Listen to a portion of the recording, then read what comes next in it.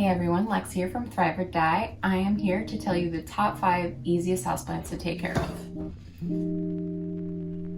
Our first plant here today is a Chinese evergreen. It is Aglaonomia red gold, or red Aglaonomia, I've heard people call it as well. This is the easiest plant to take care of. Low water, low light, low humidity, everything. Stick it in a corner. I actually have it on a Lazy Susan on my dining table, this one actually, and I leave it by this window, water it maybe once a month.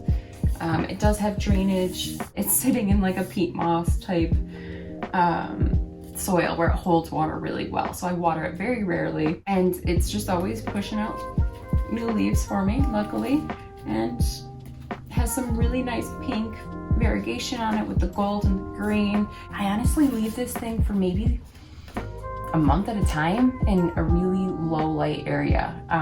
They don't need a lot of water, they don't need a lot of humidity, they don't need a lot of light. Super easy to take care of. Neglect will make this thrive, for sure. Second houseplant I want to talk to you guys about is string of turtles. I am an avid turtle fan of any kind, shape, color, including the plant.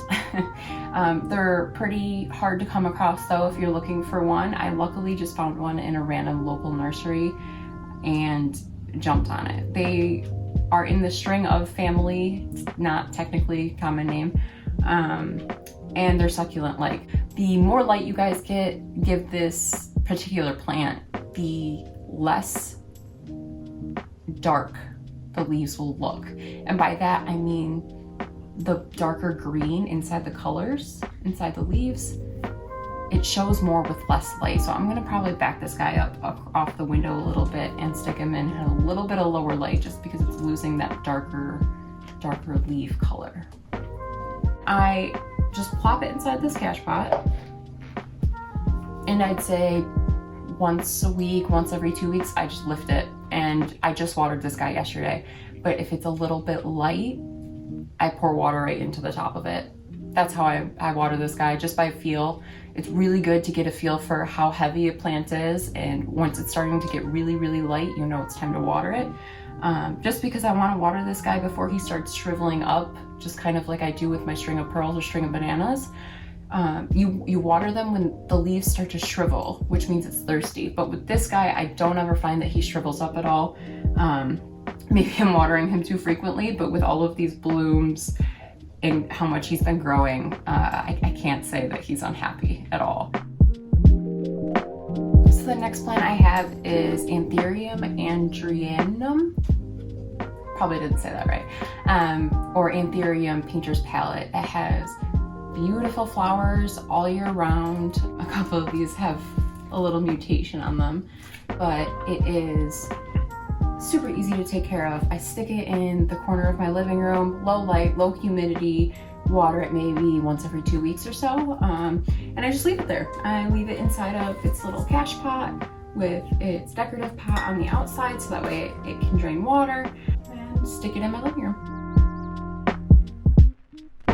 So my fourth plant is, I don't know if you can see, so I'm gonna put it right next to me on my lap. A ZZ plant. I got this guy at a local nursery maybe 9 months ago. The rhizomes were actually busting out of the cash pot or the nursery pot that I bought it in. So I just immediately repotted it and put it into this terracotta pot, and I left him. I completely abandoned him and put him in the corner of my living room and water him maybe once a month. He grew about, oh my gosh, it grew about maybe 6 new stalks, especially this tallest one, over the winter actually. So yeah, about 6 new stalks over the winter, and has been thriving ever since, but hasn't done anything since then. So hopefully maybe I'll stick him outside this summer and see if he grows some new ones. But a lot of low water, low maintenance, low light, low humidity. I know they can tolerate the humidity though, but definitely don't overwater these guys, because they have the rhizome, they look like potatoes underneath the soil. They're rhizomes that are water storage for the plant to survive long droughts. So don't water them too often, keep them. I actually have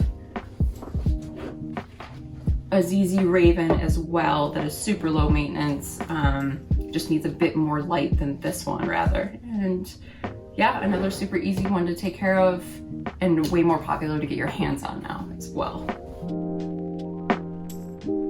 So for my final houseplant, I have Senecio radicans, or string of bananas, or fish hooks, some people call them as well.